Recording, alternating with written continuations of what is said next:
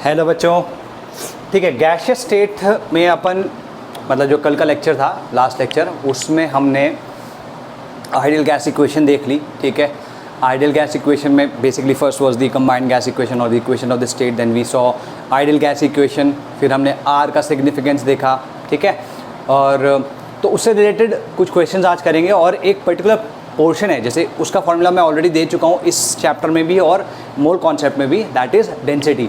How the ideal gas equation can be defined in terms of density as well as the molar mass of the gas. ठीक है, तो उसमें heading डालो density and,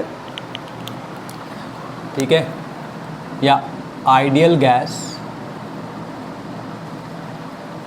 equation in terms of density and molar mass of gas. ठीक है, ये ध्यान रखना, इसमें जो डेंसिटी होगी ध्यान रखना, ये ग्राम पर लीटर में। ठीक है, क्यों? क्योंकि सॉलिड्स और लिक्विड्स तो ग्राम पर सेंटीमीटर क्यूब में होती है, लेकिन गैसेस की हमेशा ग्राम पर लीटर में होती है, ध्यान रखना। ठीक है, तो अगर तुम देखो, सिंपल सी बात है, तुम्हारे पास P equals to P V equals to NRT, ये तो हम ऑलरेडी प्रूव कर चुके हैं, तो इसमें कोई डाउट नहीं होना चाहिए। अगर मैं इसमें P को लिखूँ तो N/V/RT आ जाएगा। अच्छा, again P equals to N को मैं क्या लिख सकता हूँ, given mass upon molar mass into 1/m into RT आया ना। तो ये M/V क्या होता है, दैट इज़ डेंसिटी। तो P equals to D/m into RT। ठीक है, ये तो तुम्हारा फर्स्ट हो गया कि भाई ideal gas equation in terms of density and molar मास। तो अगर हमें D लिखना हो तो हम लिख सकते हैं D equals to PM upon RT। और अगर हमें मोलर मास जानना हो तो हम क्या कर सकते हैं, DRT अपॉन P। ठीक है, तो यहाँ पे हमें तीनों फॉर्मूले मिल गए, है कि नहीं? तो उसमें लिख लो, at constant ideal gas equation can be express in terms of density and molar mass. ठीक है, यहाँ पर जो D/m मैंने लिखा है, इसको D मैंने लिखा है, तुम लिख सकते हो सिंस D इक्वल्स टू, या सॉरी यहाँ नहीं लिखोगे, यहाँ लिखना पड़ेगा, since D equals to M/V। Clear है भाई? ये सिंपल। ठीक है, इसमें कुछ एक क्वेश्चन देख लेते हैं ज़रा। ठीक है, अच्छा okay, before we move forward, यहाँ पर जो मैंने ये फॉर्मूला, ये तो ठीक हो गया। अभी जो है यहाँ पे मैंने फॉर्मूला दिया है, this is for a single gas, this is for a single gas. ये फॉर्मूला किसके लिए है? सिंगल गैस के लिए। ठीक है, अगर मान लो मिक्सचर ऑफ गैसेस के लिए हमें जानना हो तो कुछ ज़्यादा सोचना नहीं है, इसमें D will be equal to P into M average. M average क्या होता है? Average molar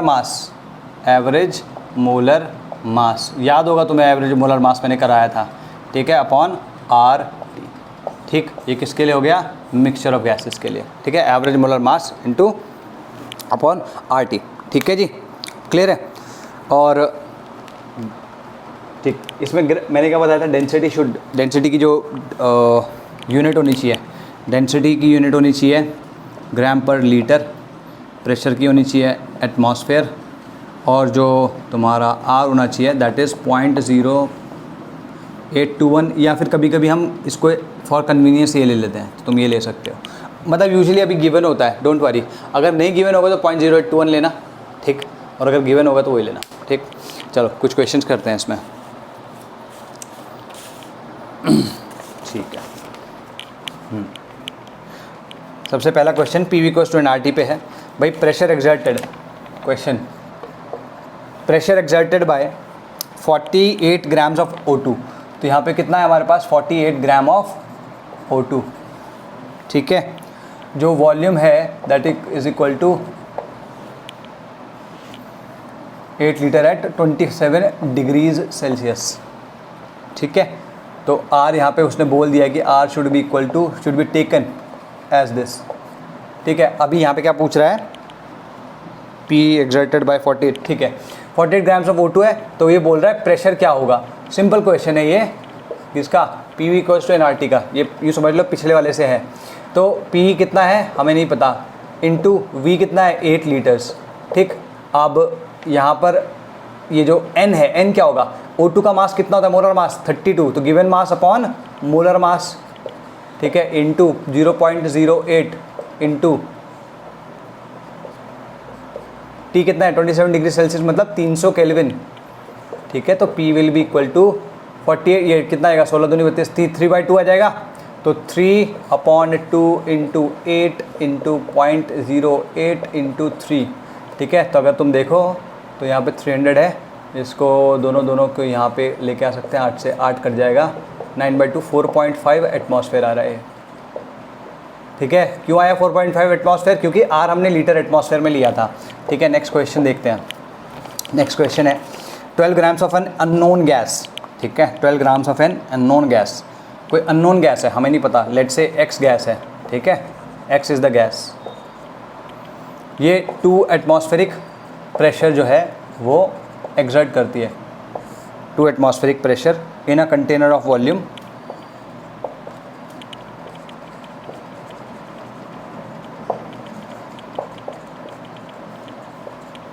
container of volume 5 dm³, ठीक है। हमें नहीं पता उसका नाम, वो नहीं पता हमें, गैस नहीं पता हमें, बस ये पता है कि 2 एटमॉस्फेरिक प्रेशर है और वॉल्यूम कितना, इतना, टेम्परेचर तुम्हारा 27 डिग्री सेल्सियस दिया है, ठीक है। Molar mass, calculate molar mass, अच्छा 12 ग्राम्स ऑफ एक्स गैस, ठीक है, कोई भी अननोन गैस है, उसके 12 ग्राम हमने इस कंटेनर में रखे हैं 27 डिग्री सेल्सियस पे, और वो इतना प्रेशर दे रहे हैं, मतलब एग्जर्ट कर रहे हैं। तो सिंपल क्वेश्चन है ये इसी का कि भाई इसमें या तो तुम ये सीधे सीधे फॉर्मूला लगाओ, लेकिन यहाँ पे तुम देखो डेंसिटी हमें डायरेक्टली दी नहीं गई है, ठीक है। तो इंस्टेड ऑफ तुम ये भी कह सकते हो 12/5 लिख सकते हो, यहाँ पे लीटर है, 5 dm³ मतलब 5 लीटर्स। मैं सिंपल तुम्हें P V equals to N R T से करवा रहा हूँ, P V equals to N R T. तो इसको क्या करना है, simple P into V equals to N को लिख लेना mass upon molar mass into R into T. तो यहाँ पे जो मोलर मास है ये हमें निकालना है, ये हमें दिया हुआ, ये हमें दिया हुआ, ये हमें दिया हुआ, ये हमें दिया हुआ, ये हमें दिया हुआ, ये तो तुम्हें पता ही है 0.08 है, ठीक है। तो अगर m निकालोगे तो क्या आएगा, small m R T upon P into we.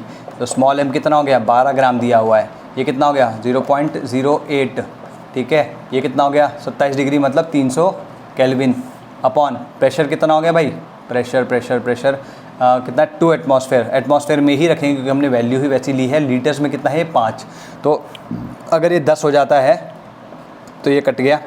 और अच्छा वैसे इसको 1/12 भी ले सकते थे, ठीक है। मैंने बताया था कि 0.08 लो और 1/12 ले लो, जो तुम्हें सही लगे। अगर मैं यहाँ पे 1/12 लेता हूँ तो मुझे सिंपल ये कितना आ रहा है 30, ये 1/12, 12 से 12 गया 30 ग्राम्स आ रहा है। या फिर अगर चलो ठीक है 30 नहीं तो हम देखते हैं इसमें कितना आ रहा है, 12 तियाँ 36, कितना आएगा ये 30 8 तियाँ 24, 2.4 आ रहा है ना ये, हाँ 12 इंटू 2.4 which comes out to be equal to 12 दूनी 24 और 12 चौक 48, 28.8 के आसपास आ रहा है, ठीक है। ये तुम्हारा मोलर मास आ रहा है। किस गैस का होगा वो देख सकते हैं, बट मोलर मास से पूछा था हमने, मोलर मास बता दिया, ठीक है। और 10 डिग्री राइज, ठीक है। सिमिलर सा ही क्वेश्चन है, मैं अभी से मिटा रहा हूँ क्योंकि हमने ऑलरेडी देख लिया इसको। इसका क्वेश्चन हम देखेंगे अभी, या फिर ऐसा करते हैं इसको रहने देते हैं, इसको मिटा लेते हैं।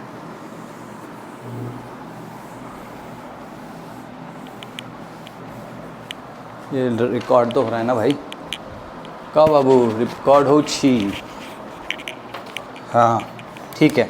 बोला 12 ग्राम, क्वेश्चन क्या है 12 ग्राम ऑफ अ गैस, ठीक है, कोई गैस है,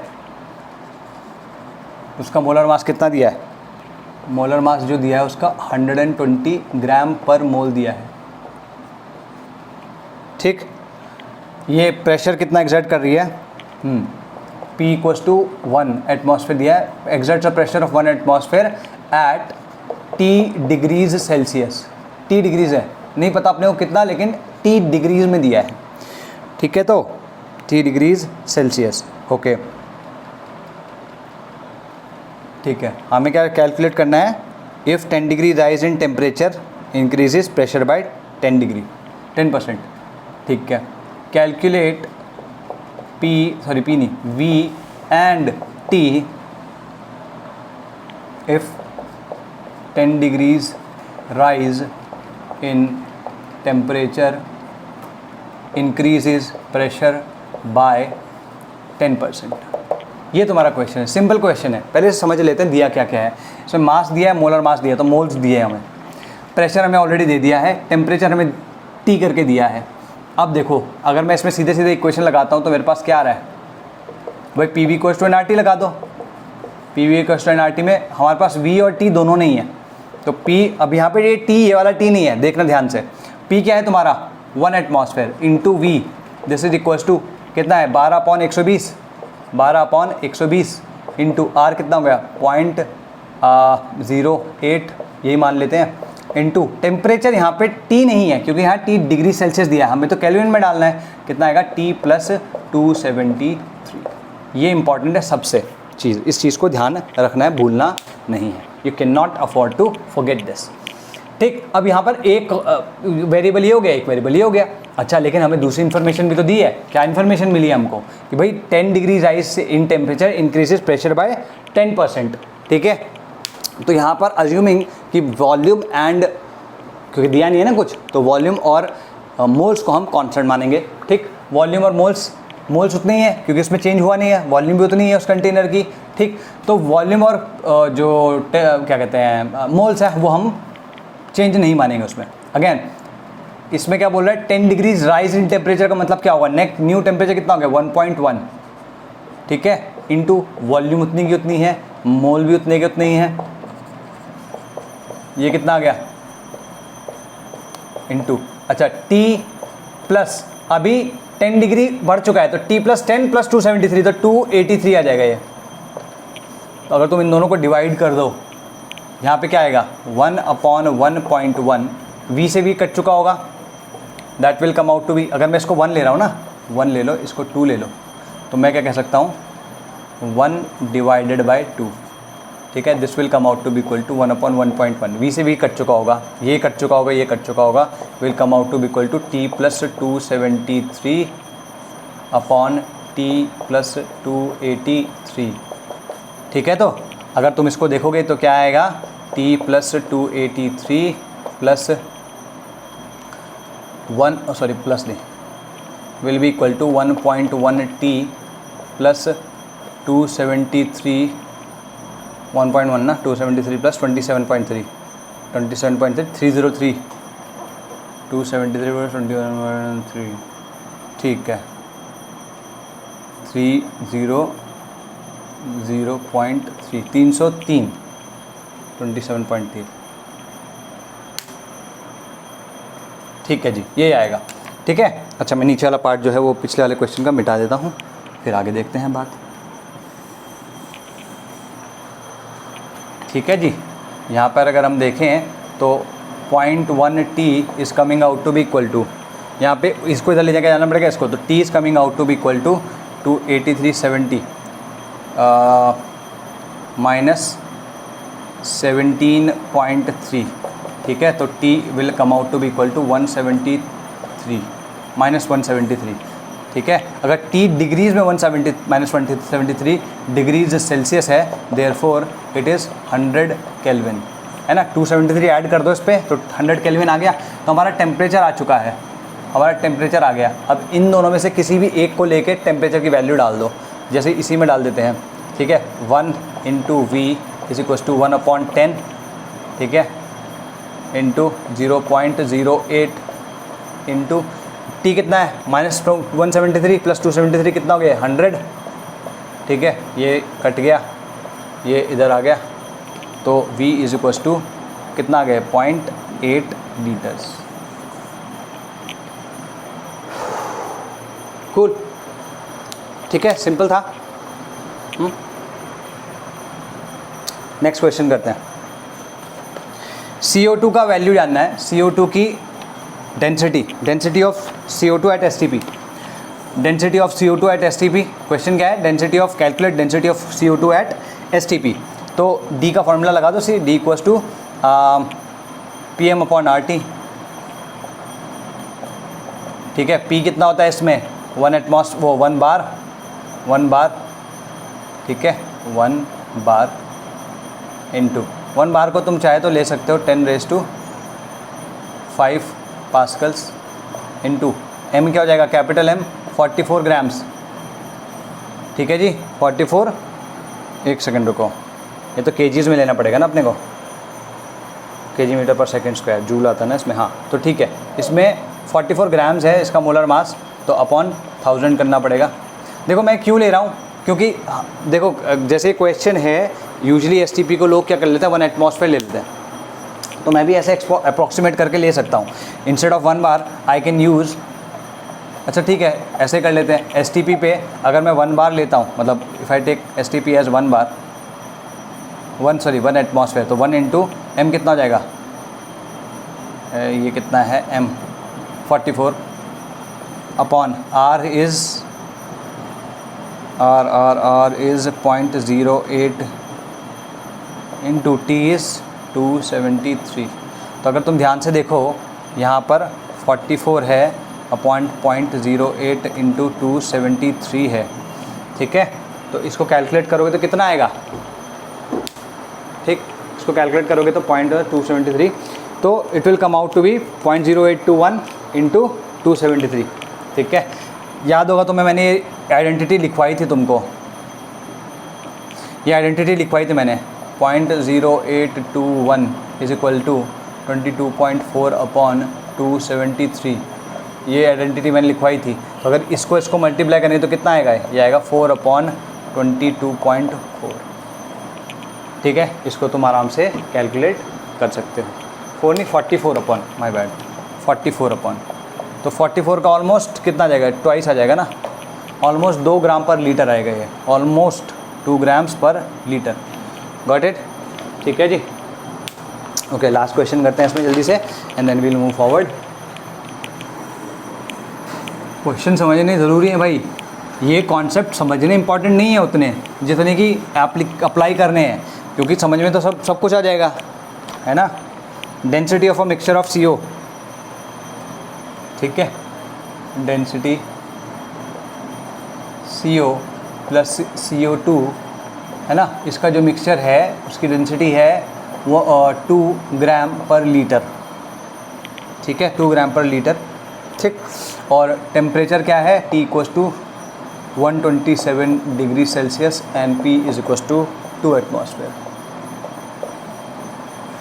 ठीक है जी। ये क्लियर होगी बात, ठीक है। ये कह रहा है percentage of CO in the mixture, ठीक है जी। तो percentage of CO in the mixture कैसे आएगा, अगर हमें इस मिक्सचर का मोलर मास पता चल जाए। याद होगा तो मैंने फॉर्मूला बताया, तो जो मैं प्रोसेस कर रहा हूँ उसे एक बार ध्यान से देखो, फिर मैं एंड में समझाऊंगा आंसर क्या होगा इसका, किस तरीके से निकालोगे इसको। भाई देखो अभी हमने फॉर्मूला लगाया था ये वाला AMM/RT, तो हमें AMM निकालना है, हमें इसका भी मोलर मास पता है, इसका भी मोलर मास पता है, इसका मोलर मास 28 है, इसका 44 है, 44, इनके बीच में ही कहीं इस मिक्सचर का मास आएगा, ठीक है ना, कहीं मान लो यहाँ पे आ रहा है, तो ये हमें जानना है कि कहाँ पे आ रहा है, ठीक, वो यहाँ से पता चलेगा। D कितना दिया है, 2 ग्राम पर लीटर, P कितना दिया है इसमें 2, AMM हमको पता नहीं है, हम एवरेज मान ले, इस तरीके से लिख रहा हूँ मैं इसको। R कितना है 0.08 इंटू 127, मतलब 400 डिग्रीज, 400 केल्विन, 2 से 2 गया, M एवरेज इक्वल्स टू 8 चौक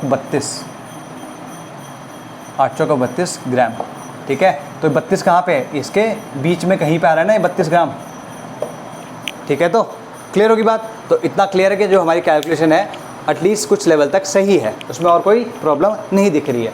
तो ये चाहे तो तुम दोबारा करके देखना। अब याद होगा तुम्हें मैंने शॉर्ट तरीका बताया था, परसेंटेज ऑफ, जैसे अगर मैं CO पूछूंगा तो परसेंटेज ऑफ CO क्या होगा, दिस, अगर CO क्या है, ये CO है ना और ये CO2 है, तो दिस माइनस दिस का मॉड 32 माइनस 44 का मॉड अपॉन 32 माइनस 44 का mod upon this minus this, ठीक है, सॉरी 44 माइनस 28, ठीक है, 44 minus 28, 44 minus 28, this will come out to be equal to 12 और ये कितना आएगा 28 और 16 इंटू 100, सॉरी परसेंटेज पूछिए ना, 100 भी होगा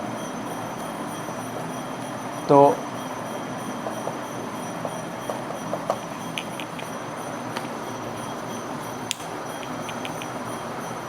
ठीक 75%। तो इस तरीके से ये चीज़ें सिंपली की जा सकती हैं। तो यहाँ तुम्हारा आइडियल गैस इक्वेशन ख़त्म हुई, ठीक है जी। अब हम क्या करेंगे, अब एक डिफरेंट क्लास ऑफ क्वेश्चंस होती है जिसको हम बोलते हैं before we move on to Dalton's law of partial pressures, ये चीज़ पर्टिकुलर ले लेते हैं। कितना टाइम हुआ भाई? 20 मिनट, ठीक है। ये क्वेश्चंस है तुम्हारे, क्या बोलते हैं इनको, कनेक्टिंग बल्ब प्रॉब्लम्स, ठीक है, कनेक्टिंग बल्ब प्रॉब्लम्स। इसमें एक प्रॉब्लम तो सो फार हमने कर ही ली है, दूसरी टाइप की प्रॉब्लम अभी तक नहीं की है। मैं इस टाइप के क्वेश्चंस कहीं ना कहीं आ जाते हैं, ठीक है, तो इनको हम देखेंगे।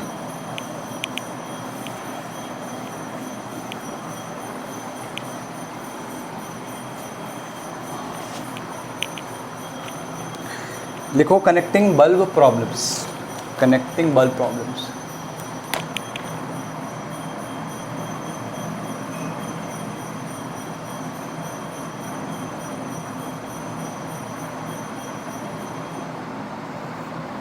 ठीक है, कनेक्टिंग बल्ब प्रॉब्लम्स। देखो भाई, याद होगा हमने अभी कुछ दिनों पहले ये क्वेश्चन किया था किसी उसमें। मान लो कि ऐसा कोई बल्ब है हमारे पास में, ठीक है, यहाँ पर भी एक ऐसा ही बल्ब है, हमें नहीं पता इसकी वॉल्यूम कितनी है, क्या है, लेकिन ज़रूरी नहीं है कि सेम वॉल्यूम हो, ठीक है। अब हम यहाँ पे क्या कर रहे हैं कि इधर एक स्टॉप कॉक लगाया हमने, स्टॉप कॉक, स्टॉप कॉर्क कह सकते हैं, कॉक भी बोलते हैं, ठीक है।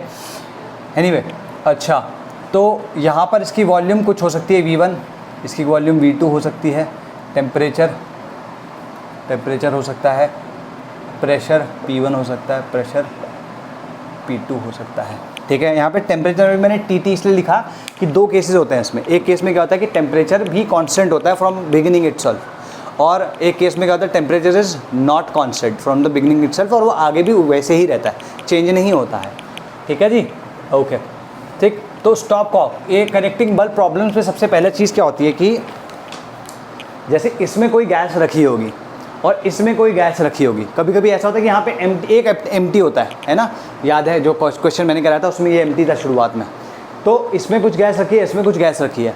अब जब ये बंद कंडीशन में है तो इसकी वॉल्यूम कुछ और है, इसकी वॉल्यूम कुछ और है, इसमें mass of the gas can be different, इसमें mass of the gas can be different, इसमें pressure can also be different, pressure can also be different, initial pressure can be different, ठीक। T टेम्परेचर, मतलब इस particular discussion के लिए मैं temperature दोनों का शुरुआत से सेम मान रहा हूँ, ठीक है, ऐसा समझ लो। इसमें मोल्स अलग हो सकता है, वॉल्यूम अलग हो सकती है, प्रेशर अलग हो सकता है, इसमें भी ऐसी हम रखेंगे। अब अगर मान लो मैंने इसकी स्टॉप कॉक को खोल दिया तो क्या होगा, जिधर भी प्रेशर ज़्यादा होगा उधर से, जिधर प्रेशर कम होगा उधर की तरफ फ्लो ऑफ गैस होगा। ये ध्यान रखना हमेशा, फ्लूइड्स में, चाहे तुम्हारे फिजिक्स में हो चाहे केमिस्ट्री में हो, फ्लूइड्स में हमेशा जो फ्लूइड है वो हायर प्रेशर से लोअर प्रेशर की साइड में जाएगा। अगर ये हायर प्रेशर है इससे तो इधर जाएगा, ये हायर प्रेशर इससे तो ये इधर जाएगा। क्लियर होगी बात? तो ये ध्यान रखना है, ठीक, okay.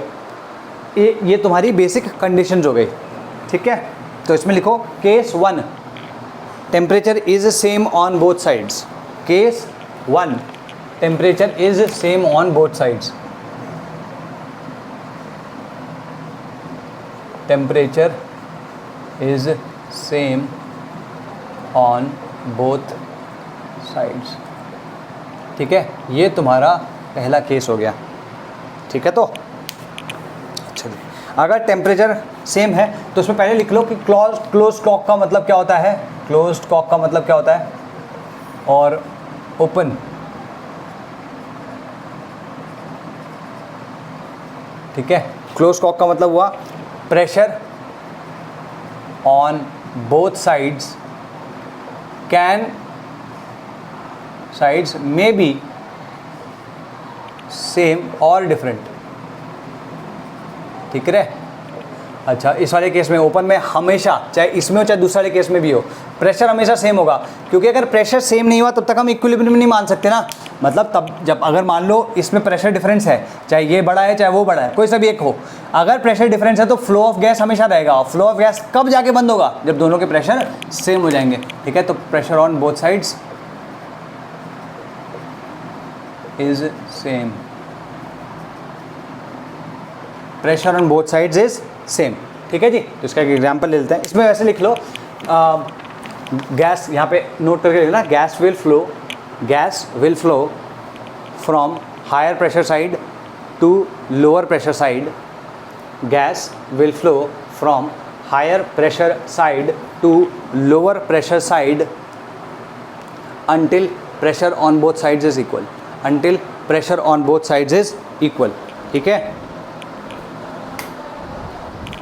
Pressure on both sides is equal, दोनों साइड में प्रेशर इक्वल हो गया होगा, तब तक हमारा ये चलता रहेगा।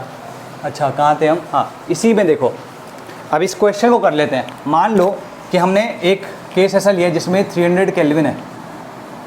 ठीक है, ये 300 केल्विन है, टेम्परेचर दोनों में सेम है, इसी केस की बात हो रही है। अच्छा, V1 = 10 लीटर्स है और ये V2 = 15 लीटर्स है। इसकी जो वो है वॉल्यूम इज़ नेग्लिजिबल। हालांकि मैं नहीं भी देता तो भी तुम नेग्लिजिबल ही लेते। ठीक है, स्टॉप कॉक, ये to prevent the gas from mixing in the beginning. इसका प्रेशर जो है, अच्छा इसका प्रेशर नहीं दिया, सॉरी, इसका दिया है हमें मास दिया है कि 20 ग्राम ऑफ H2 इसमें है, और इसमें कितना है भाई? इसमें 160 या रुको 140 ग्राम्स ऑफ 140 ग्राम ऑफ, या ऐसा करते हैं 160 रहता है। ये वाला अच्छा वो रहेगा तुम्हारे लिए, एक क्वेश्चन अच्छा रहेगा ये। ठीक है, 160 ग्राम्स ऑफ O2। ठीक है, ये तुम्हारे पास इंफॉर्मेशन है। ये बल्ब A है और ये बल्ब B है।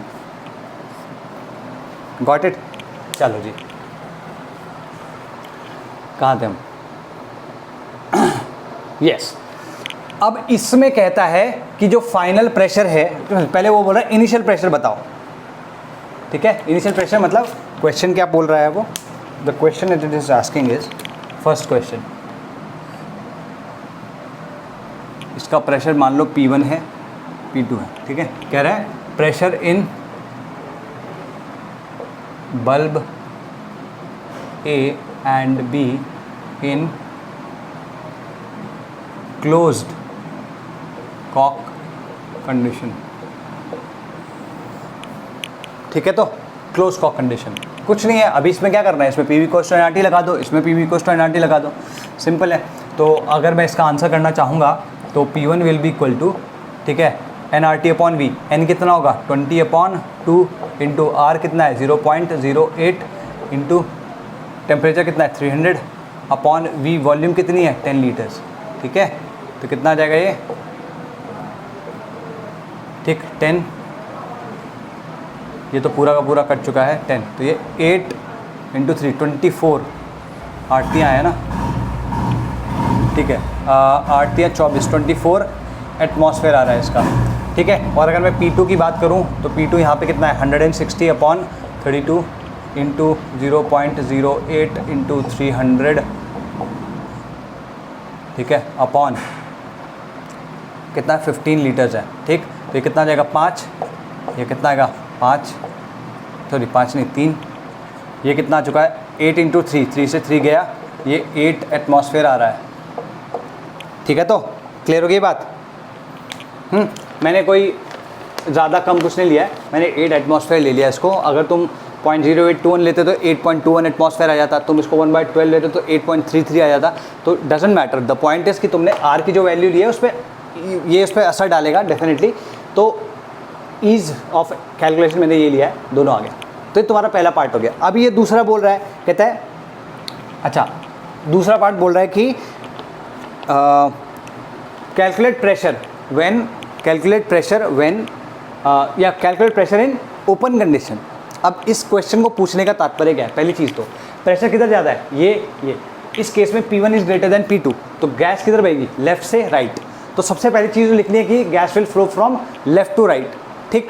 अच्छा, जो एक्सट्रीम्स हैं वो एक्सट्रीम्स क्या है, एक तो 24 एटमॉस्फेयर है और 8 एटमॉस्फेयर है, ठीक है, ये दोनों एक्सट्रीम्स हैं।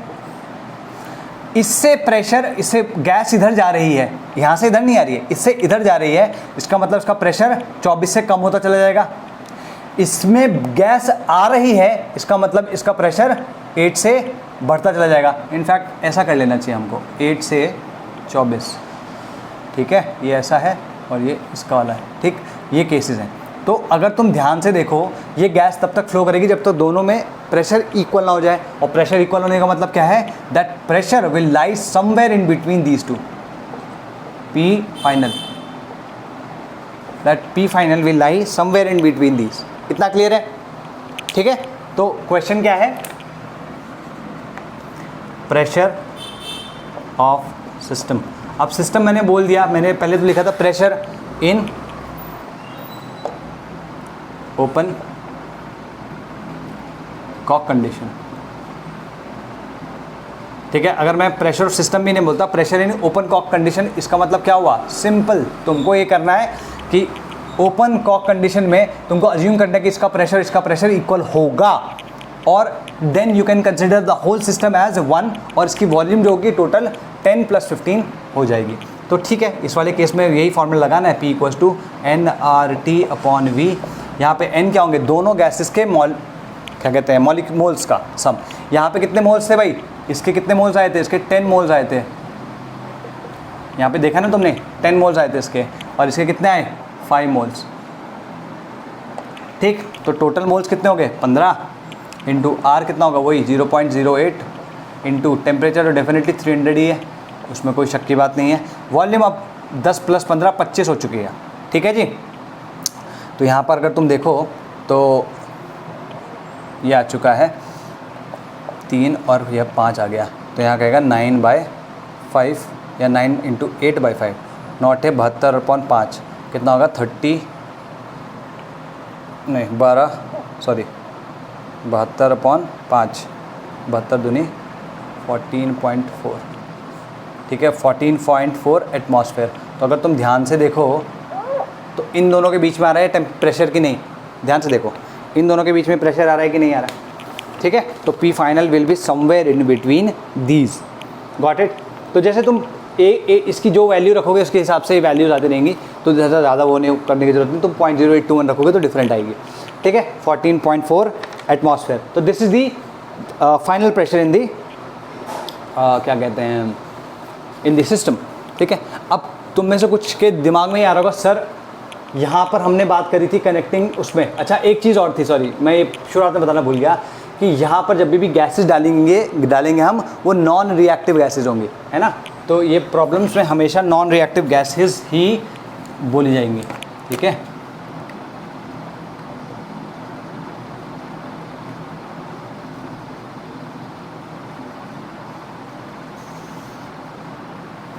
ठीक है, नॉन रिएक्टिव गैसेस। अच्छा, तो कहाँ थे हम, ठीक, नॉन रिएक्टिव गैसेस। लेकिन तुम देख रहे हो कि H2 और O2 ये तो रिएक्टिव है, ये तो रिएक्ट कर सकते हैं। तो पहली चीज़ ये है कि जो टेम्परेचर दिया है 27 डिग्री सेल्सियस, उसमें H2 और O2 रिएक्ट नहीं करते, पहली चीज़ ये है, ठीक, पहली चीज़ ये। दूसरा कि दिया भी नहीं है कुछ, ठीक है। अगर दिया हो नहीं है तो चाहे यहाँ पे 500 डिग्री क्यों ना होता, मतलब 500 केल्विन क्यों ना होता, मैं तब भी रिएक्शन नहीं मानता, अगर दिया भी होता, ठीक है। अगर नहीं दिया है मतलब नहीं हो रहा, सिंपल सी बात है, doesn't matter. Actual conditions very कर सकती हैं, लेकिन जब नहीं दिया मतलब तुमको अज्यूम करना है कि नहीं हो रहा होगा। क्लियर होगी बात, पहली चीज़। अच्छा, मान लो कि इस केस में हो रहा हो, इस केस में अगर हो रहा होगा तो रिएक्शन कैसी होगी, reaction will be somewhat like this, 2H2 + O2 gives 2H2O। अब ये तो गैस होता है, ये भी गैस होता है, लेकिन ये लिक्विड होता है, कितने टेम्परेचर पे, 300 केल्विन पे। तुम बोलोगे सर इसमें टेम्परेचर भी तो राइज होगा, अग्रीड, लेकिन हमेशा जो टेम्परेचर है वो 300 मेंटेन करके चलेंगे। मतलब यूँ समझो अगर गर्म भी हो गया वो, ठीक है, अगर वो गर्म भी हो गया तो we have kept these bulbs in such a way कि इनके आउटसाइड प्रेशर वो टेम्परेचर 300 केल्विन रहेगा, और अगर मान लो अंदर टेम्परेचर राइज भी होता है तो विद टाइम थोड़े समय में वो डिक्रीज होकर 300 केल्विन आ जाएगा। ठीक, तो अगर इसमें देखें तो इसमें 2:1 का रेशो है, यहाँ पे 10 मोल्स हैं और यहाँ 5 मोल्स हैं, तो यहाँ पर नो लिमिटिंग रिएजेंट, यहाँ कोई LR नहीं है। ठीक है, इसका मतलब क्या होगा, 100% रिएक्शन, देयरफॉर 100% H2O। इसका मतलब क्या हुआ, ये लिक्विड है तो यहाँ पे 0 वॉल्यूम, तो एक्चुअली में जो गैस की वॉल्यूम है वो यहाँ पर 0 हो जाएगी। ठीक है, या प्रेशर यहाँ पे 0 हो जाएगा, ये इतना समझ सकते हो। Got it? ठीक है जी। अच्छा, केस 2 की बात कर लेते हैं अब। केस 2 में क्या है, केस 2 में टेम्परेचर इज़ नॉट कांस्टेंट। ठीक है, temperature is not constant, not same, temperature is not same, constant है लेकिन not same on both sides.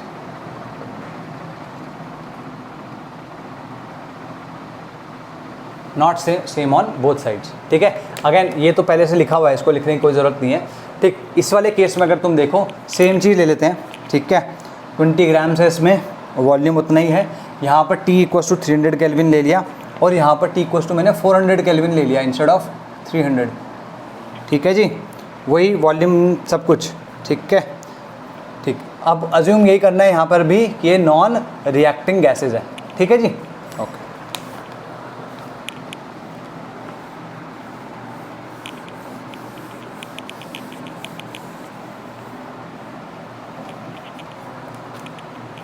कहाँ थे, pressure in bulb A and B is in close condition. ठीक है, अब इसमें एक एक करके चीज़ पूछ रहा है।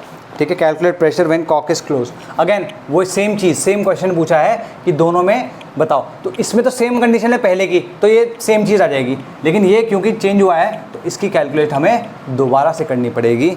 यहाँ पर प्रेशर कैसे आएगा, PV = nRT, तो 160/32 विच इज़ 5 × 0.08 × 400 अपॉन कितना है इसकी वॉल्यूम 15। ठीक है, 15 ही ना इसकी वॉल्यूम। ठीक है जी, ये 5 मोल्स हैं। ठीक है, ये कितना आएगा 5 × 0.0 नहीं, ये दोनों गए तो यहाँ पे आ गया 8 × 4/15, 3, 8 चौक 32/3 कितना आ जाएगा 32/3। ठीक है, 32/3 ये इसके एटमॉस्फेयर हैं, तो कितना आ जाएगा ऑलमोस्ट ये 11 ATM। ठीक है, ओके। नाउ तो इसके 24 आ रहे हैं, इसके 32/3। Calculate the pressure in both bulbs and the number of moles after in क्या बोलते हैं इसको, आफ्टर ओपनिंग द कॉक, है ना, in open condition. Pressure of the bulbs, अब यहाँ पर मैं बल्ब्स लिख रहा हूँ, इसको ध्यान देना, bulbs in open condition and moles of gases. ठीक है, यहाँ पर क्या हो रहा होगा उसको देखो। पहली चीज़, क्योंकि टेम्परेचर यहाँ पर डिफरेंट है। अब तुम बोलोगे कि सर टेम्परेचर डिफरेंट है तो गैस को यहाँ से यहाँ फ्लो करना चाहिए, higher temperature lower temperature, agreed, ये भी ट्रू है। लेकिन यहाँ देखो प्रेशर इसका ज़्यादा है, इसका कितना है 24, इसका कितना है 32/3। 32/3 को अगर लिखना चाहो तो 10.67 आएगा, 10.67 एटमॉस्फेयर। ठीक है, तो ये 24 बड़ा है या 10.67 बड़ा है, कौन सा बड़ा है 24। ठीक, तो डेफिनेटली यहाँ पर इधर से इधर जा रही होगी गैस। तो अब दोनों अपोजिंग है, तो ये समझो जब कभी भी ऐसे अपोजिंग हो तो प्रेशर यूजली ओवर पावर्स। ठीक है, प्रेशर ओवर पावर करेगा। प्रेशर इधर ज़्यादा है तो हमेशा किधर की तरफ जाएगा, राइट की साइड पे। ठीक है, यहाँ पे है तो इधर से राइट की साइड पे जाएगा। ठीक, तो यहाँ पे पहले लिख सकते हो तुम कि gas will move from left to right. ठीक है, gas will move from left to right till pressure becomes equal. ठीक है, प्रेशर यहाँ पर इक्वल हो जाएगा, बल्ब्स नहीं, सिस्टम लिख सकते हो, मैं बल्ब्स भी बोलूँ।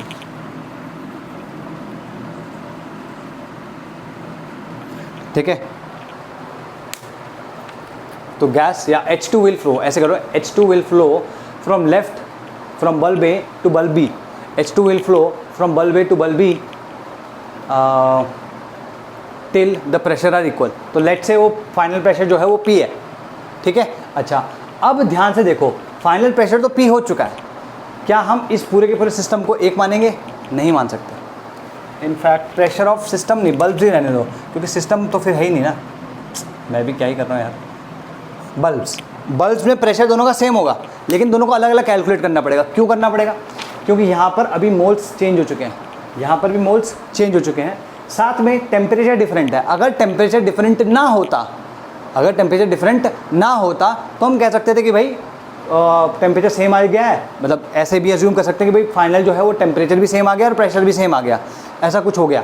ठीक है, तो और क्या कह रहा था मैं, प्रेशर और टेम्परेचर दोनों सेम आ गए, और उस कंडीशन में बात करें नहीं, हम अगर टेम्परेचर डिफरेंट लिया है शुरुआत में तो वो एंड तक भी टेम्परेचर डिफरेंट ही रहेगा और उतना ही मेंटेन करके रखेंगे। क्यों ऐसा होता है कि इस वाले बल्ब को यूजुअली हम क्या करते हैं, एक बाथ में रखते हैं या ऐसे किसी कंटेनर में रखते हैं जहाँ पे मेंटेन करके रखते हैं 300 डिग्री, 300 केल्विन। यहाँ पे हम जो टेम्परेचर मेंटेन करके हैं वो 400 केल्विन मेंटेन करके रखते हैं। क्लियर होगी ये बात? तो हम यहाँ पे भी टेम्परेचर मेंटेन करके रखेंगे, यहाँ पे भी टेम्परेचर मेंटेन करके रखेंगे, तो फाइनली वॉल्यूम तो इसकी यही रहेगी, टेम्परेचर इसका यही रहेगा, इसकी वॉल्यूम भी सेम रहेगी, इसका टेम्परेचर भी सेम रहेगा। ठीक, यहाँ पर प्रेशर चेंज हो जाएगा और number of moles of gases change हो जाएगा। क्लियर होगी बात? ये ध्यान, ये समझ में आया कि नहीं आया? ध्यान रहे इस चीज़ का। नहीं आएगा तो बेटा एक बार ही पूछ लेना, आई थिंक कोई प्रॉब्लम नहीं है। हम एक चीज़ और है भाई, जो भी इस वीडियो को देखे कमेंट कर दो, गुड सर कुछ डाउट हो तो वो बता दो, what ever your opinion is वो लिख दो, साथ में लाइक करो वीडियो को।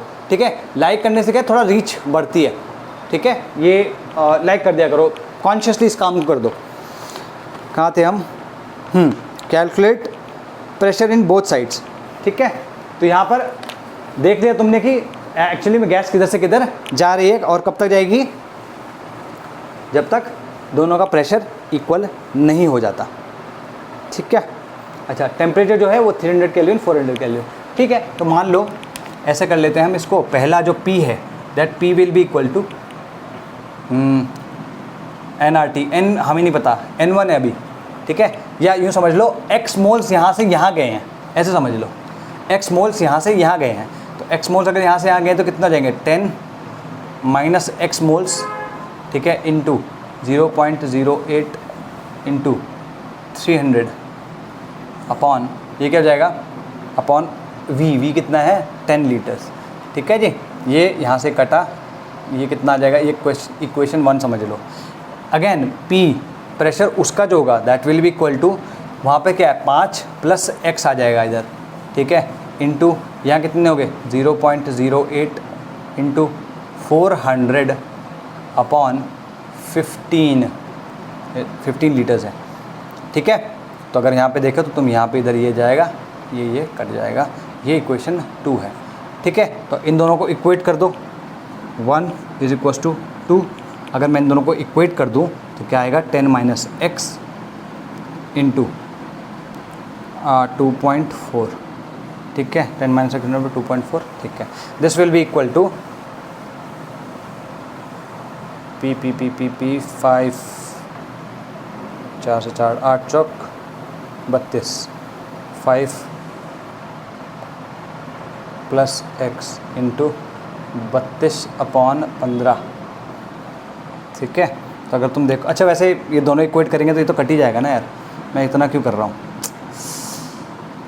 चलो ठीक है, मैंने गलती कर दी कैलकुलेशन में, इन दोनों को बिना कुछ काटे वाटे ऐसा करते हैं, साथ साथ कर ही लेते हैं। मैंने ज़्यादा बड़ी गलती नहीं करी है, इसको ऐसे ही रहने दो, इसको कुछ काटने की ज़रूरत नहीं है। ठीक है, इनको बस इक्वेट कर दो, कुछ करने की ज़रूरत नहीं है।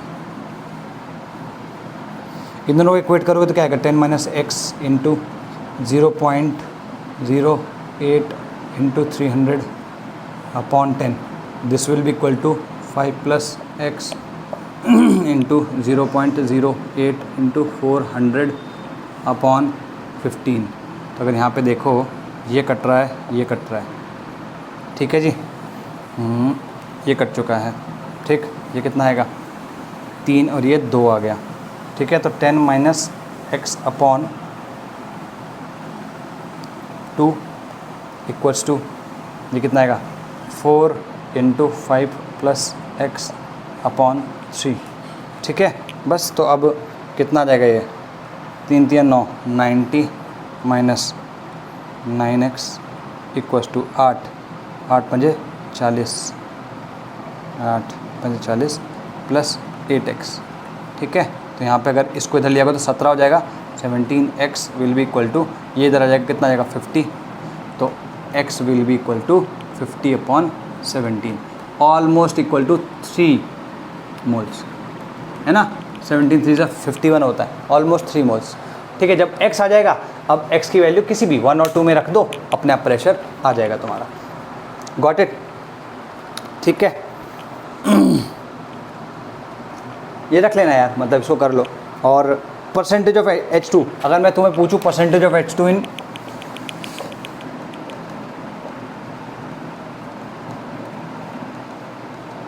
ये कितना आएगा H2 ही तो गया ना यहाँ से यहाँ, 3 मोल गया है अपॉन टोटल मोल कितने हो गए 5 और 3 8। Got it. तो ये बेसिक कुछ चीज़ें थी, ठीक है। Now let's take a look at Dalton's law of partial pressure. Dalton भैया ने क्या कहा था, ठीक। ये क्लियर हुई है बात, ठीक है। मैं यहाँ से मिटाना शुरू कर रहा हूँ, अगर कोई डाउट हो प्लीज़ राइट ऑन। अरे मैंने वो भी मिटा दिया, गैसियस स्टेट।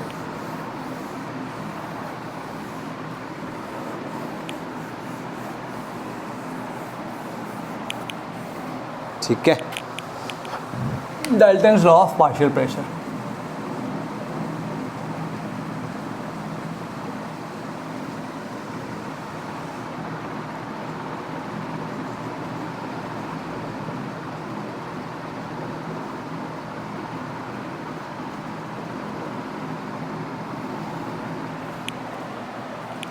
मान लो तुम्हारे पास एक ऐसा कंटेनर है, इसका वॉल्यूम V है, वॉल्यूम V है, इसका टेम्परेचर हमने T पे मेंटेन करके रखा हुआ है। Got it. अच्छा, इसमें हमने M गैसेस रखी हैं, M गैसेस, ठीक है। M गैसेस का मिक्सचर है, या मिक्सचर ऑफ, ठीक है, M गैसेस। अच्छा, लेट्स से कि जो M फर्स्ट गैस है उसके मोल्स, मतलब ऐसे करके हमने गैसेस बताई हैं कि फर्स्ट गैस है, सेकंड, हालांकि इसका मतलब ये नहीं कि एक गैस इतनी है, दूसरी गैस यहीं पे है, तीसरी गैस यहीं पे है, सबके सब मिक्स्ड होंगी definitely. 3 4 M total M gases हैं, ठीक है। मान लो इसके जो मोल्स हैं,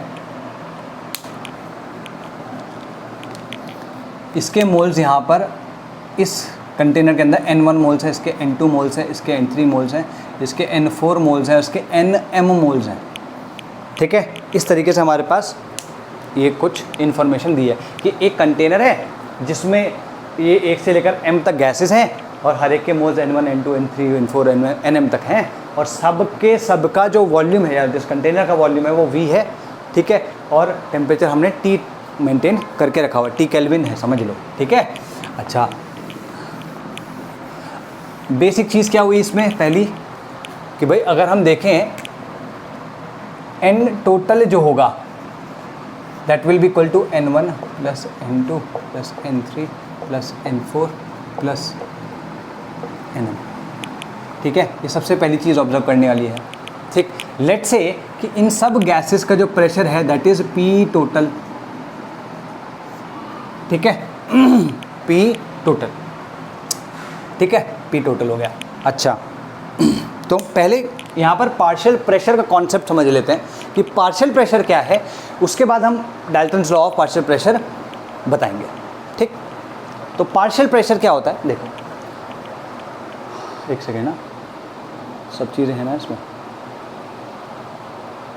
पार्शियल प्रेशर वो क्या कह रहा है, देखो कह रहे लेट्स से कि जैसे पार्शियलिटी होती है ना, अगर मान लो किसी को जैसे घर में भी होता है, अगर तुम्हारा बड़ा भाई छोटा भाई होगा तो उसको ज़्यादा प्यार कभी मिल जाए तो तुम्हें ऐसा लगता है कि अरे भाई उसके साथ तुम्हारे साथ बड़ी पार्शियलिटी हो रही है। तो पार्शियलिटी का मतलब क्या हुआ कि किकिंग समवन एल्स आउट। तो इस वाले में देखो ध्यान से, अगर पार्शियल प्रेशर की बात हो रही है तो बाकी सबको हटा दो। अगर मैं फर्स्ट के पार्शियल प्रेशर की बात कर रहा हूँ तो बाकी सारी गैसेस को अगर मैं हटा दूँ, सिर्फ इस कंटेनर में at temperature T and volume V, अगर मैं सिर्फ और सिर्फ फर्स्ट गैस रखूँ, फर्स्ट गैस के N1 मोल्स, ठीक है, फर्स्ट गैस के N1 मोल्स अगर मैं इसमें रखूँ तो जो प्रेशर होगा इस गैस का that is called the partial pressure. Clear होगी बात? दोबारा बोल रहा हूँ, पार्शियल प्रेशर समझो, यहाँ पर तो मिक्सचर है, वॉल्यूम V है, टेम्परेचर T है, अगर और इनके सबके मोल जो है N1 N2 N3 ऐसे करके, मान लो मैं ये सारी गैसेस हटाता हूँ, सारी की सारी पहले, और फर्स्ट गैस के N1 मोल्स डाल देता हूँ इसमें, तो इस वॉल्यूम और इस टेम्परेचर पे जो प्रेशर आएगा that will be called the partial pressure of first gas, that will be called the partial pressure of first gas. ठीक है, तो क्लियर है? तो इसमें पहले लिख लो पार्शियल प्रेशर क्या होता है, वो लिख लो, लिखो the pressure at which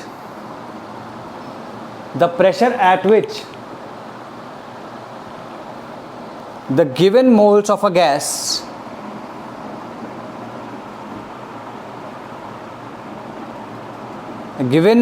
the pressure at which the given mole of a gas would exist। Given mole मतलब जो दिए हुए हैं N1 मोल्स हैं। अगर मैं बोलूँ कि फर्स्ट गैस है उसमें तो कितने मोल्स हैं, कुछ नहीं पता ना, अपने को क्लियर है कि भैया मिक्सचर में N1 मोल्स थे, तो जब हम इन सब पूरे कंटेनर में सिर्फ और सिर्फ फर्स्ट गैस को रखेंगे तो उसके N1 मोल्स ही रखेंगे। ठीक है, ठीक है। The pressure at which the gas क्या बोला, विच a given amount of gas would exist if it is allowed to occupy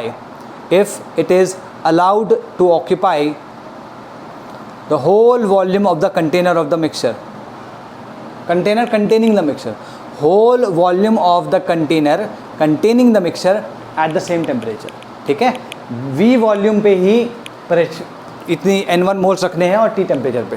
ठीक, at the same temperature। दोबारा बोल रहा हूँ, the pressure at which a given amount of gas would exist if it is allowed to occupy the whole volume of the container containing the mixture, volume of the container containing the mixture at the same temperature। ठीक है, according to this partial pressure of 1 क्या होगा, मान लो P1 is the partial pressure। अभी volume कितनी है, PV = nRT तो लगा ही सकते हैं, वॉल्यूम V है। अच्छा, N क्या है इसका, मोल्स कितने हैं, N1, R तो डेफिनेटली R है और T है। तो अगर तुम देखो हम यहाँ पे कह सकते हैं P1 = N1 × RT/V। अब ये RT/V जो है कॉन्स्टेंट है, ध्यान रखना है ना। टेम्परेचर पहले भी T था, अब वॉल्यूम पहले भी V थी, टेम्परेचर इसमें भी T है, वॉल्यूम इसमें भी V है। सेम वे अगर मैं P2 की बात करूँ, प्रेशर जो 2 है इसकी तर्ज पे सेम, अगर मैं 2 के लिए भी, चलो दोबारा कर लेते हैं, अगर सबको हटाओ और N2 moles of second gas डाल दो सिर्फ इसमें at volume V and temperature T, तो P2 क्या आएगा, N2 × RT/V। ठीक है,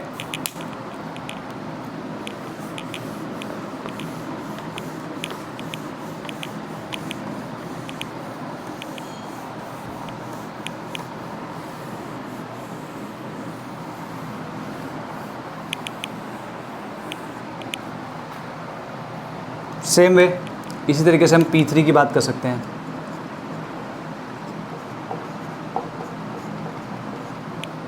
got it? Same way P4, let's say P4 नहीं करते हम PM कर लेते हैं सीधे सीधे।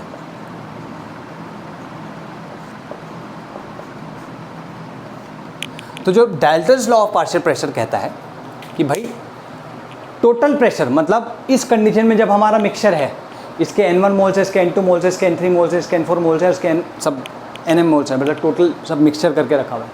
इन सब को मिक्स करने पर जो टोटल प्रेशर इन सारी की सारी गैसेस का आएगा वो that will be equal to the sum of the partial pressures of these gases. ठीक है, तो ये कहना जो चाह रहा है वो है P total is equals to P1 + P2 + P3 + P4 + PM। That's what it is trying to say. ये तुम्हारा लॉ है। अब ये लॉ कैसे प्रूव होगा वो भी साथ साथ देख लो, है ना। मैं सीधे यहीं से बता दूंगा। देखो ये इनको अगर मैं सम कर दूं क्या आ जाएगा? ये P1 plus P2 plus P3 PM, ठीक है। यहाँ पे क्या आएगा? देखो मैं ये कह सकता हूँ N1 इंटू RT/V ऐसे आ सकता है, फिर N2 इंटू RT/V, ठीक है, प्लस ऐसे ऐसे करते NM इंटू RT/V आ जाएगा। RT/V कॉन्स्टेंट वो कॉमन ले लो, क्या आएगा? RT/V into N1 plus N2 plus N3 plus NM, ठीक है। अच्छा ये अगेन इसको इतना ही रहने दो। यहाँ पर हमने क्या देखा है? P N1 N2 N3 सब, ठीक है।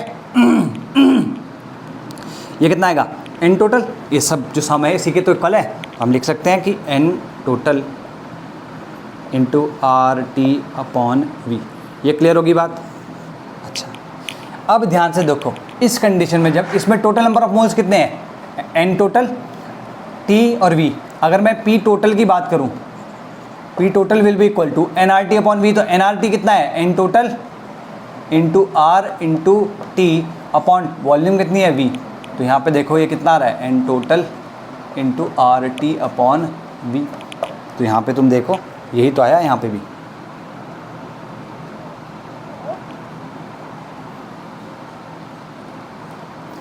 तो ये जो P1 plus P2 plus P3 PM ये जो है ये तुम्हारा N टोटल इंटू RT/V आया। तो देयरफॉर P1 दोनों को इक्वेट कर दो ना, इसको फर्स्ट बना लो और इस वाली को सेकंड बना लो, ठीक है। तो बाय फ्रॉम 1 and 2, 1 और 2 में क्या है? 1 और 2 से निकल के क्या आएगा? N total of RT/V P1 plus P2 plus P3 plus P4 PM equals to P total. और यही भाई साहब कह रहे हैं। तो हमने प्रूव भी कर दिया, हालांकि प्रूव वो भी दे ही सकते हैं, ठीक है। क्लियर होगी बात? तो ये तुमने देख लिया कि ये ट्रू है। ये जो यहाँ पे लिखा हुआ है this is true, this is the Dalton's law of partial pressure and this is true. तो लिख लो इसमें the total pressure exerted bye a mixture of gas, the total pressure exerted by a mixture of non-reacting gases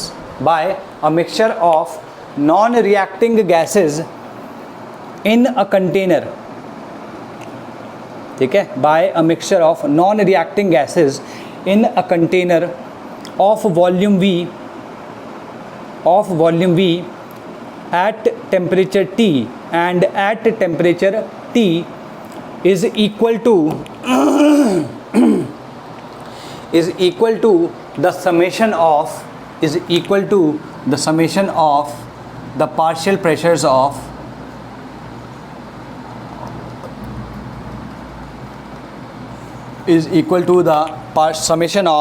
partial pressures of constituent gases present in the mixture,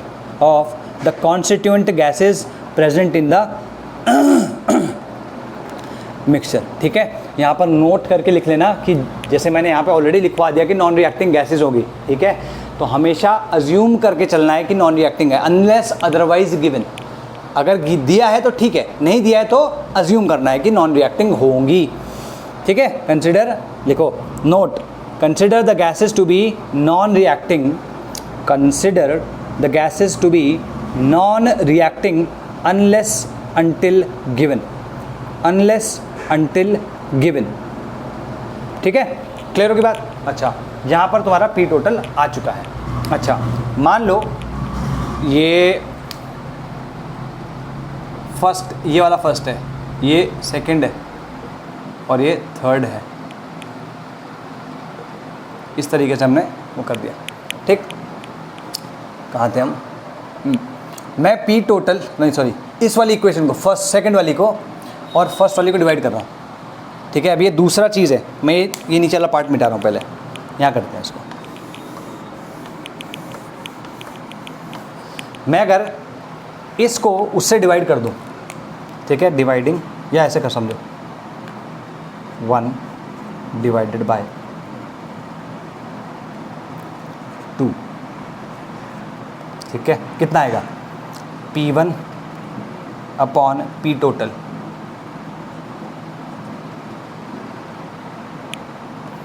will be equal to, यहाँ क्या आएगा N1 into R T upon V upon, यहाँ क्या आएगा N total into R T upon V, ठीक है, N total, R T upon V cut गया। यहाँ पे अगर हम देखें तो P1 is coming out to be N1 upon N total into P total. तो N1 अपॉन N टोटल याद होगा तुम्हें, कभी भी किसी मिक्सचर में जब हम मोल्स का रेशो लेते हैं, मतलब moles of a gas, ratio of moles of a gas to total moles of the mixture, यही तो है मोल्स ऑफ अ गैस, मतलब फर्स्ट गैस अपॉन या अपॉन टोटल मोल्स, तो क्या कहलाता है मोल फ्रैक्शन ऑफ दैट गैस। तो हम इसी को लिख सकते हैं P1 is equal to X1, अगर इसका मोल फ्रैक्शन माना जाए तो P टोटल, ठीक है। तो यहाँ पे लिख सकते हो where X1 is the mole fraction of gas 1, where X1 is the mole fraction of gas 1, ठीक है। ये एक बहुत इंपॉर्टेंट तुम्हारे पास इक्वेशन आ गई, गॉट इट। सेम वे तुम P2 के लिए लिख सकते हो, P2 के लिए आ जाएगा N2 upon N total into P total,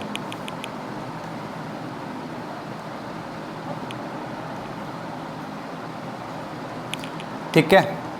this will come out to be equal to X2 into P total, ठीक है। P3 भी इस तरीके से आ जाएगा। तो तुम देख सकते हो इन जनरल मैं लिख सकता हूँ कि partial pressure of a gas, partial pressure of a gas, कोई सी भी गैस का, that will be equal to mole fraction MF of a gas into total pressure.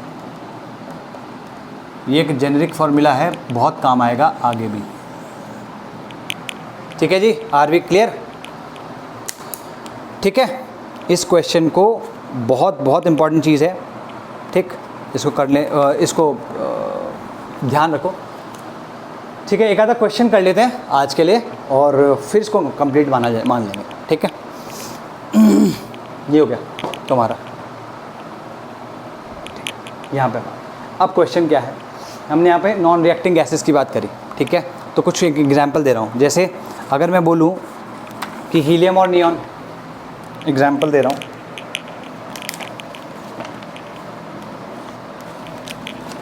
मान लो मैं बात कर रहा हूँ एक मिक्सचर की He+Ne, क्या ये नॉन रिएक्टिंग है? ठीक है, नॉन रिएक्टिंग है, हाँ है, ठीक है। अच्छा, क्या मैं N2O2 की बात करूँ, अगर N2+O2, ठीक है, इनकी रिएक्शन बहुत हाई टेम्परेचर पे होती है, तो ये भी नॉन रिएक्टिंग है जनरल कंडीशंस में। देन अगर मैं आर्गन और F2 की बात करूँ तो डेफिनेटली इनका कोई प्रोडक्ट आज तक नहीं देखा गया है, तो ये भी नॉन रिएक्टिव है। लेकिन अगर मैं H2 और Cl2 की बात करूँ तो ये रिएक्टिव है, ठीक है ना, तो ये नॉन रिएक्टिव नहीं है। तो इन तीनों पे, यहाँ पे जो तीनों हैं, इस पे Dalton's law of partial pressure DLPP लगेगा, इस पे नहीं लगेगा। क्लियर होगी बात? ठीक है, अगर रिएक्टिंग होगी गैसेस तो उस पर नहीं लगेगा, ठीक है जी, ओके, ठीक है। अब इसमें एक फार्मूला लिख लो, मैं ये सब मिटा रहा हूँ क्योंकि हम ऑलरेडी देख चुके हैं। देखो भाई, अगर मान लो तुमसे कभी उसने पूछ लिया कि what is the percentage of a particular gas in the mixture, अगर वो percentage of gas in the mixture पूछ रहा है तो क्या करना है तुमको, उसका मोल फ्रैक्शन, उस गैस का मोल फ्रैक्शन ऑफ द गैस क्या करना है, उसको इनटू 100 कर देना है, सिंपल, ज़्यादा सोचना नहीं है, ठीक है। ये बहुत इंपॉर्टेंट है, लिख लो इसको। अच्छा, एग्जाम्पल के तौर पे अभी हम एक और ले लेते हैं, एक एग्जाम्पल ही ले लेते हैं, ठीक है। मान लो यहाँ पर मैंने 4 गैसेस डाली हैं, ठीक है,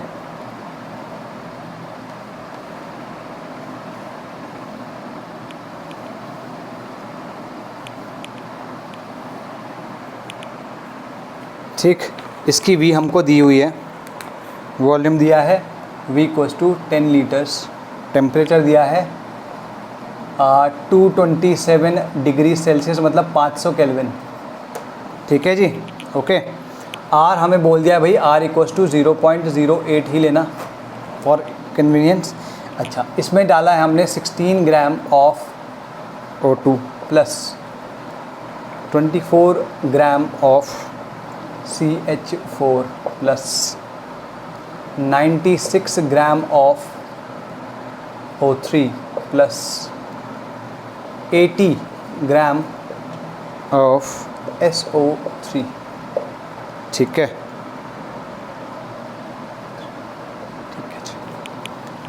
ठीक।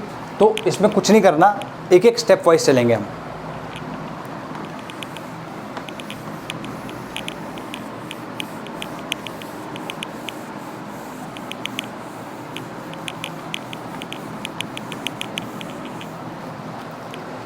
देखो भाई, इसमें अगर मैं NO2 की बात करूं, ठीक है, NO2 की बात कितना आ गया 16/32 कितना आ गया है, हाफ मोल।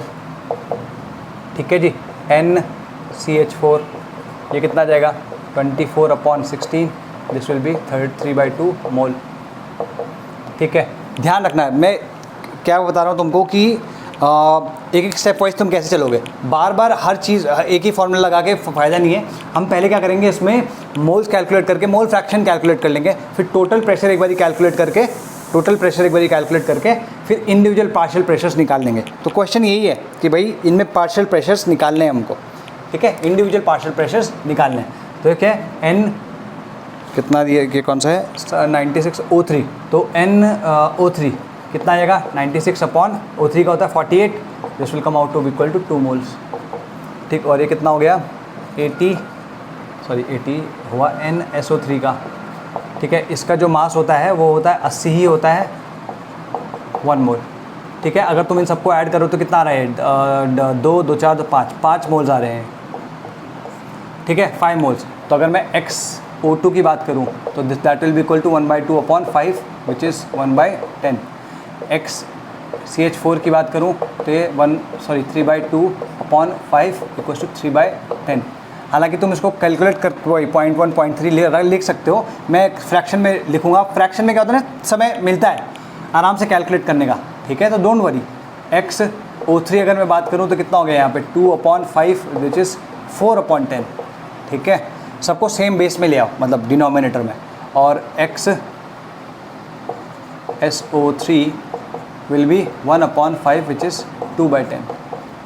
ठीक है, अभी हमने सबके मोल फ्रैक्शंस कैलकुलेट कर लिए।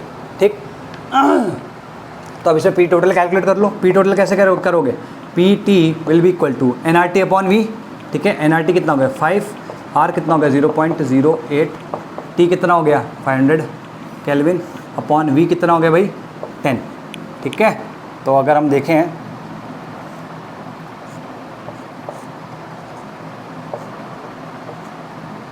ठीक है, तो 20 एटमॉस्फेयर आ रहा है। ठीक है जी, 20 एटमॉस्फेयर। अब अगर ये 20 एटमॉस्फेयर आ गया तो P1 क्या होता है, P1 equals to X1 into PT। X1 कितना है 1/10 इंटू 20, 2 एटमॉस्फेयर। ठीक है, P2 will be equals to X2 into PT equals to 3/10 into 20, this will come out to be equal to 3 मतलब 6 है ना, हाँ 6 एटमॉस्फेयर।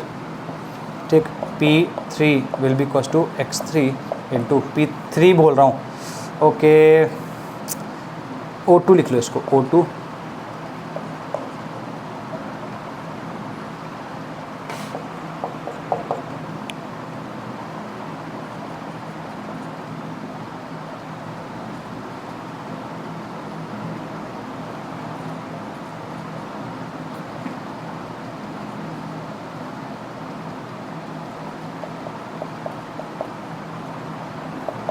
कितना आएगा ये 4/10 इंटू 20 दैट विल बी 8 एटमॉस्फेयर्स।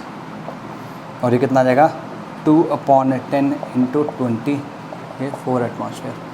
ठीक है, अगर इनका सम करोगे तो कितना आएगा वही 20 एटमॉस्फेयर। ठीक है ना। तो सिंपल चीज़ें हैं, बहुत ही सिंपल चीज़ें हैं, गॉट इट। अच्छा एक और चीज़ देख लो कि अगर मान लो गैस के, मैं बात कर रहा हूँ कि मैक्सिमम नंबर ऑफ मोल्स, ठीक है, मैक्सिमम यूँ समझ लो, एक सेकेंड, अगर मैं बोलूँ मैक्सिमम पार्शियल प्रेशर किसका होगा, उसका होगा जिसके मैक्सिमम नंबर ऑफ मोल्स होंगे। सिंपल है, प्रेशर ये वॉल्यूम और टेम्परेचर कांस्टेंट है ना, तो P is directly proportional to N है यहाँ पे, तो जिसके मोल्स ज़्यादा होंगे उसको पार्शियल प्रेशर ज़्यादा होगा। तो लिखो gas having maximum number of moles, gas having maximum number of moles will have maximum partial pressure. Gas having maximum number of moles will have maximum partial pressure, ठीक है। और gas having minimum number of moles and gas having minimum number of moles will have minimum number of minimum partial pressure, ठीक है। अब एक basic formula type सिखा रहा हूँ, ये आगे भी काम आएगा तुम्हारे, ठीक है। 11th में तो काम आएगी, पूरी फिजिकल केमिस्ट्री में तुम्हारा काम आएगा, ठीक है। यहाँ पे P1 P2 है, ठीक। अगर मैं किसी भी दो P1 P2 को, इन दोनों को कहीं पे भी P1 और P2 को डिवाइड कर दूँ तो मैं ऐसे लिख सकता हूँ, है ना, ऐसे लिख सकता हूँ। अगर मैं लिखूँगा तो क्या गया, ये तो कट गया, this will come out to be equal to x1/x2, ठीक है। तो यहाँ पे लिख रहा हूँ मैं P1/P2 is equal to x1/x2। अभी x1 को क्या लिखा जा सकता है, n1/n total upon n2/n total, ठीक है। तो n टोटल से n टोटल गया, n1/n2, ठीक है। तो हम यहाँ पे देख सकते हैं कि P1/P2 is equal to x1/x2 equals to n1/n2। ये किसी भी दो गैसेस के लिए हम यूज़ कर सकते हैं, ठीक है। तो आज की क्लास यहीं पे कंप्लीट करते हैं, कल कुछ क्वेश्चंस करेंगे and then we will take a look at Amagat's law of partial pressures, sorry partial volumes, and then we will look at the Graham's law of, जो डिफ्यूजन या फ्यूजन की बात होती है, ग्राहम्स लॉ ऑफ डिफ्यूजन की हम बात करेंगे, ठीक है। चलो बेटा, bye bye, take care, love you guys.